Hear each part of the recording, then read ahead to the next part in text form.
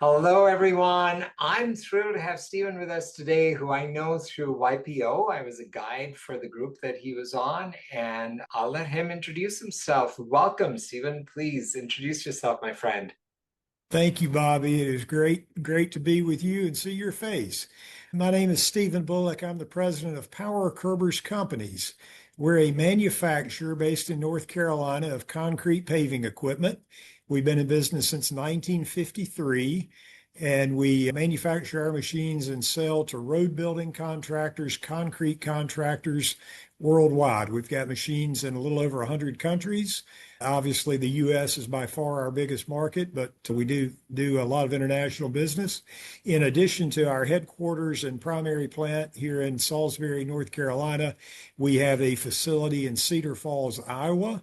The brand of machines there is Power Pavers. They're a larger machine that we build for road paving. And then we recently acquired a competitor, Miller Formless, in McHenry, Illinois, that we've added to the company just back in August of 25.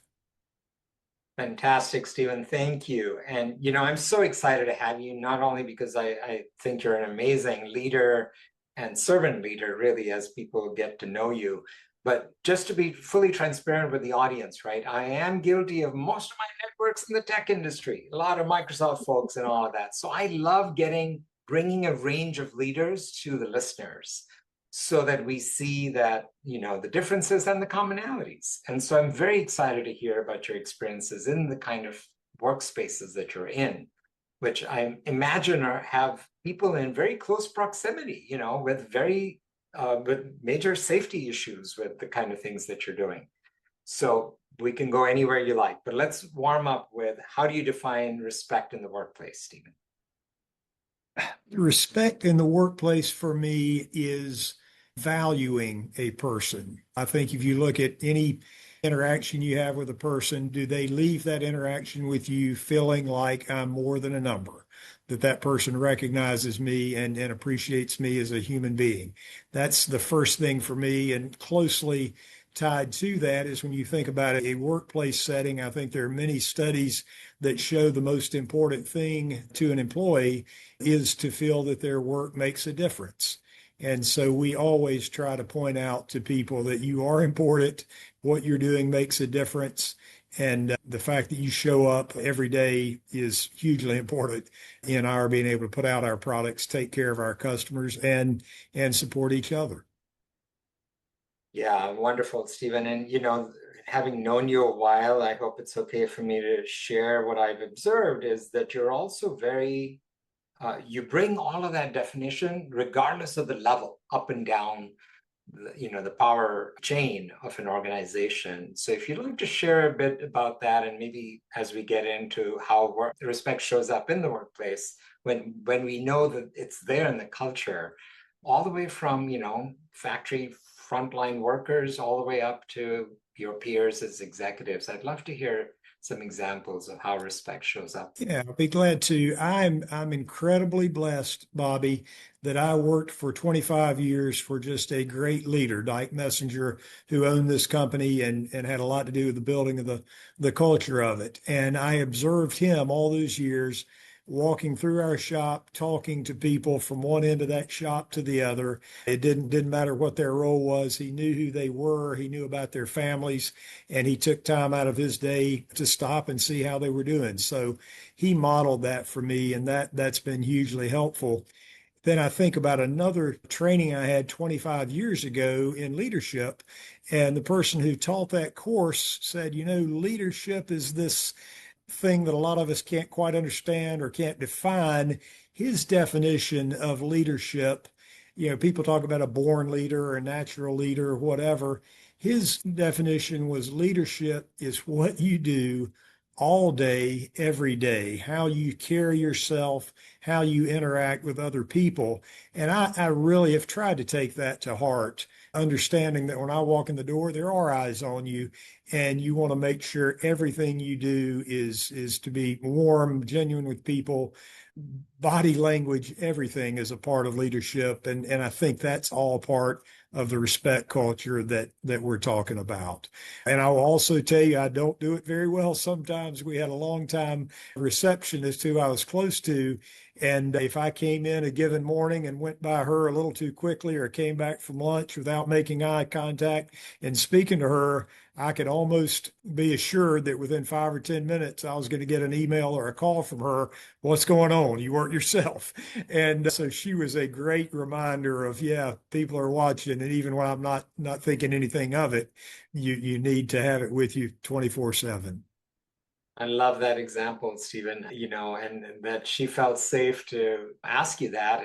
What I'm actually hearing in it is she's not calling you out, she's inviting you in to check in with you, see how you're doing. So she's modeling that right back to say, everything okay, because you're very consistent with that caring. And the other thing I love about how you've laid this out is everything in what you're saying is about humanity, is about showing up human. And in this age of AI and just the speed of change, and we're just at warp speed globally, no matter what business you're in. And it's such a lovely reminder that human differentiator. I'm bullish about it. I believe that that's what's going to help us differentiate. To yes, I'm a big fan of AI, and I think it has great potential. How, as humans, we interact with it, how we guide it to human-centric ways of serving and bringing value, I think is so critical. I'd love your thoughts on that. I don't know if you're playing with AI, but yeah. Well, I first have to give a shout out. I'm a Wake Forest graduate, and the school's motto is Pro Humanitate. And so I got some lessons nearly 40 years ago now in what that's about. But that is an aside. Yeah, I know. I don't know a lot about AI. I'm like a lot of folks just dabbling with it right now and trying to learn. But the human element in everything is so important. Relationships are so important that I don't see that ever going away. I certainly hope not. We have four core principles here at Power Curbers. Two of those four are related to people, our employees, and the relationship with our customers and the customer experience.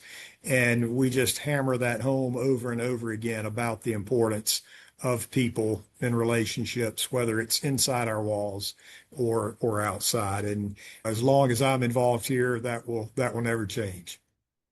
I love it. And I bet that you're modeling that and mentoring people that are going to come up. And just like you gave credit to one of your earlier leaders, founder, I bet there'll be people doing that with you, Stephen. That's absolutely going to be the case, and probably already is. So let's get to when it isn't there, because we all run into those moments, right, where things are tense and something happens. And if you have an example of how you navigated that, and either on your part or in someone else's part, but how do you navigate when there isn't respect?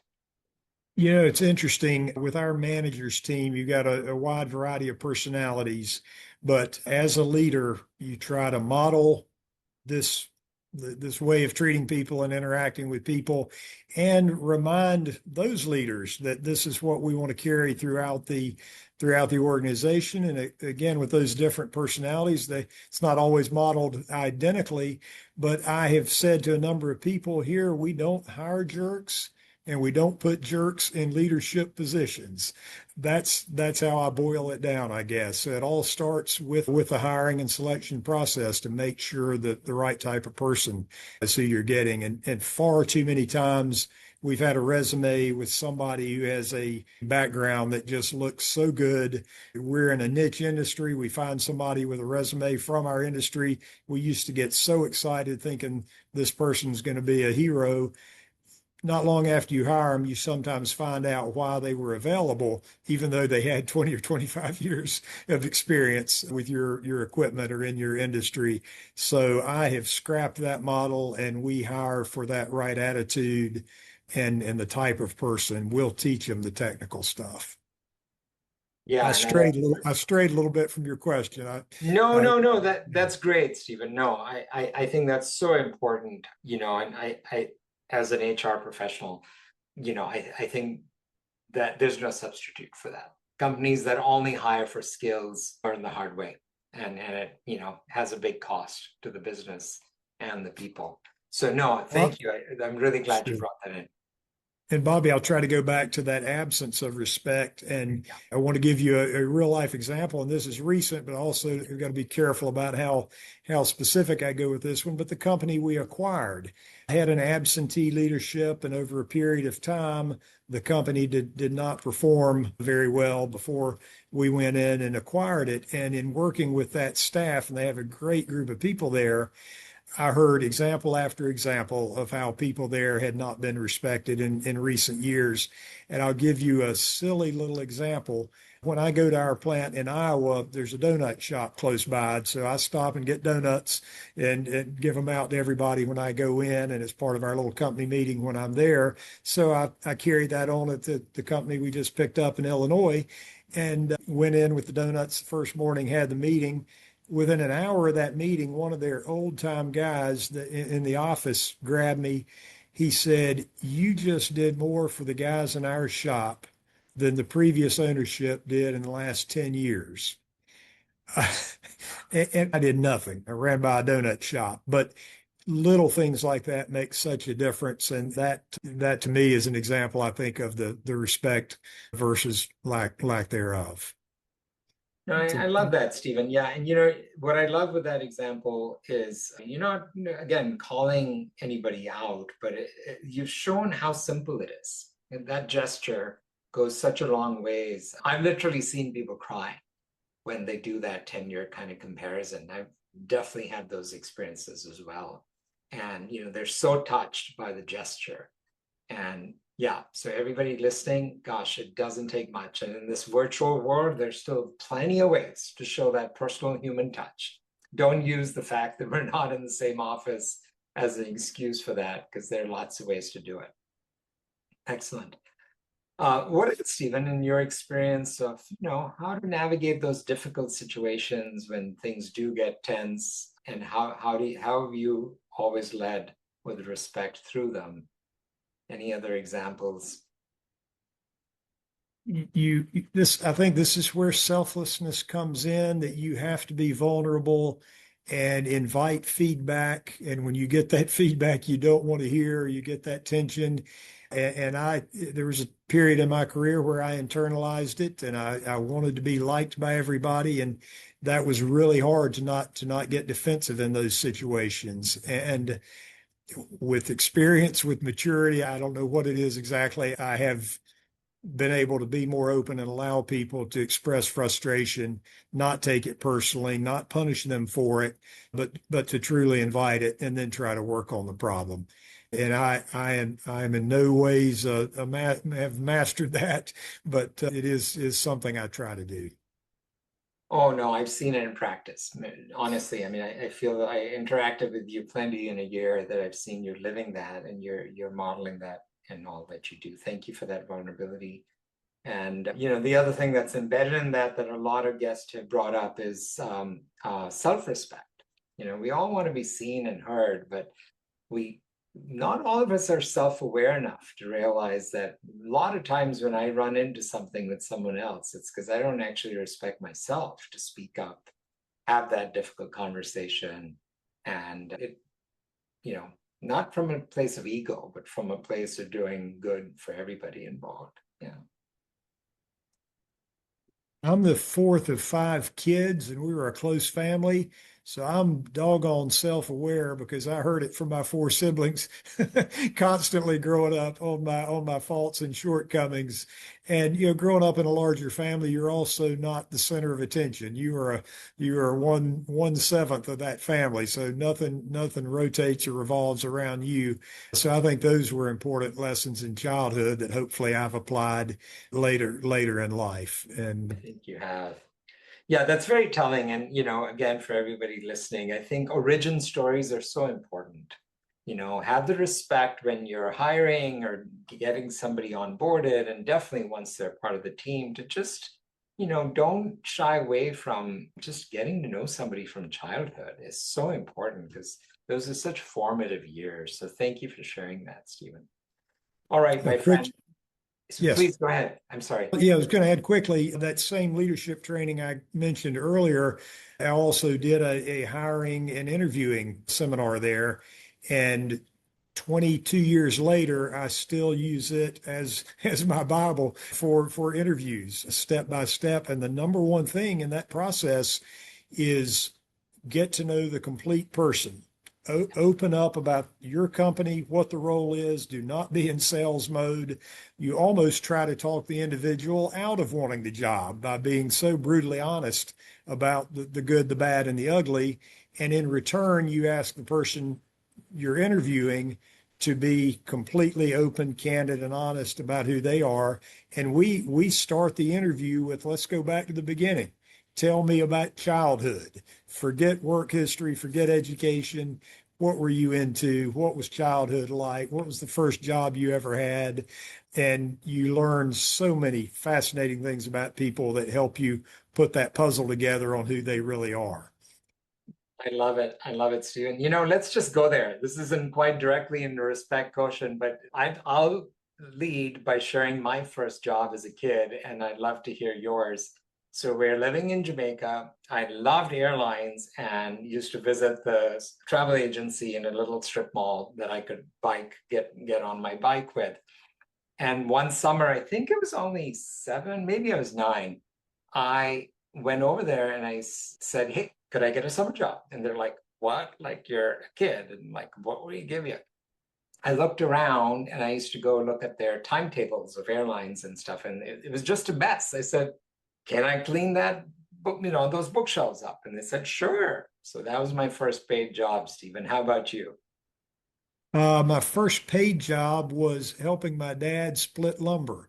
He got a wood stove that we heated the house with, and so there were a lot of Saturdays out helping chop up logs to get them into a size that would go into the wood stove. That's the first time I can remember getting money in my hands for doing something, probably 10 or 11 years old. I love it. And Bobby, what we do then, you gave that example, we start asking questions about that job. How did you clean that up? How much did you pay? What did they pay you? What did you do with your money? And you just, it's a fun activity, frankly, to get to I know somebody. It's non-threatening. And if a person is not trying to hide anything, or if they are trying to hide, you'll figure it out pretty quickly. I love it. I love it. And that's why I'm glad we're spending some time with that, because I'm a big believer in that practice. And regardless of technology and the age we're in, I think we should still do that. And the other place it may circle back to respect is ultimately you have a position. You know what that position requires. In a person you're talking to, you have a candidate. You're trying to figure out if they are a fit, if their skills, their commitment, their personality match your position. And so the respect piece of it is, why in the world would you mislead somebody about what a position is? Why would you want to disrespect someone to bring them into a job where you've told them it's going to be 25% travel when you know good and well it's going to be 50% travel? Or our systems, our processes are a mess. You fail to tell them that, they get here and find out we can't execute anything here. So to me, that's a huge part of the respect piece. We want it so that after a hire is made, 90 days down the road, that person says, "Yep, there were no surprises. This company, this position, my supervisor is exactly who they told me it was." That's Yeah. that's Stephen, respecting a person. absolutely. Such great wisdom. I really hope definitely showcase this aspect in the article when we put this out, because it's so critical. I can't tell you that the more common pattern I see is how people get so disappointed when that's not the case. And they feel like they were just given a sales job and the job turns out, even the job description turns out very different than what they thought they had signed up for. Thank you, my friend. Well, I want to be sensitive to your time. Give us your top tips, Stephen, on how to have more respect in the workplace. Oh boy, I had to write these down, Bobby. I was giving a little It's all thought. good. One would be model it, ask for feedback, make sure I'm being who I say I am. So that's hugely important. Two, then, as I mentioned with our leadership team, try to pass that along to other people in key leadership positions so that everybody is clear on, this is how we treat people, this is how we interact. Because if I stand up here and talk about our values and the way we treat our people in front of a big crowd, and then someone's manager treats them separately, it just invalidates everything that I'm saying and is not genuine. So that's really important. And then last would just be kind of goes back to what I started with. What do you do on a daily basis? Do you know the names of everybody that you interact with? Can you find time to stop and get to know them a little bit and something about their families and something to have a personal connection with? To me, that's a real basic how to that is important. Then we also try to do some things as an organization that are fun. We are intentional about once a month having an activity beyond the basics. So it may be a company lunch. We really like in July. It's really hot in North Carolina in July, especially in our shop. So on Friday afternoon in July, I have ice cream. And our senior leaders will be the people at the table with the ice cream scoop, scooping out the ice cream and giving it to our shop folks who are coming out of the office or out of the shop after a long, hot week. So little things like that we try to do to show our appreciation for people. I love it. I love it, Stephen. Nothing little about it. They're little gestures, but they go a long ways from donuts to the ice cream. And the other piece in your first two, I just see so interconnected, right? When you model the way, you're setting the way for your those that report to you and all the way down, right? So it has a ripple effect. Well, I tell you, Stephen, they are so lucky to have you as that role model. It's been such an honor to feature you today. Thank you so much, my friend. Thank you, Bobby. It's my pleasure.